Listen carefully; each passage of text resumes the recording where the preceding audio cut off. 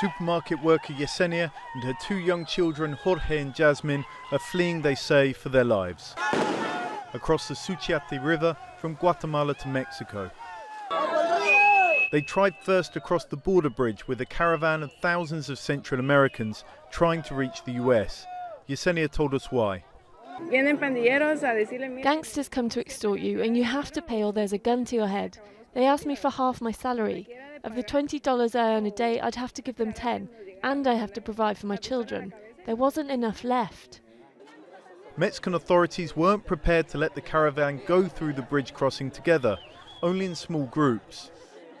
The migrants feared that would just lead to deportation, so a mass exodus began to the water. Everyone's now decided that crossing the bridge or trying to cross it isn't worth it, so they're crossing the river that's right next to it. With a helping hand, they made it. What good did it do closing the gates if we were going to cross anyway? But she spoke too soon. Mexico's security forces were waiting. Chaos broke out. Yesenia dropped the rucksack with everything they had and they scrambled up the banks. At the top, a race between the National Guard and migrants to outflank each other. Many people got through or resisted attempts to detain them. We saw the National Guard push people back but refrained from using excessive force.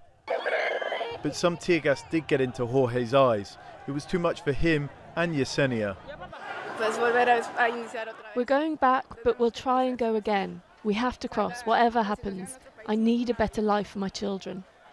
But just as they were heading back to the river, a migration agent arrived with food and water. I need asylum. There are too many criminals in Guatemala. Yesenia and her family were taken to a health clinic and then let go. But many were less lucky, and hundreds ended the afternoon on the Mexican bank of the Suchiate River. John Holman, Jazeera, Ciudad Hidalgo.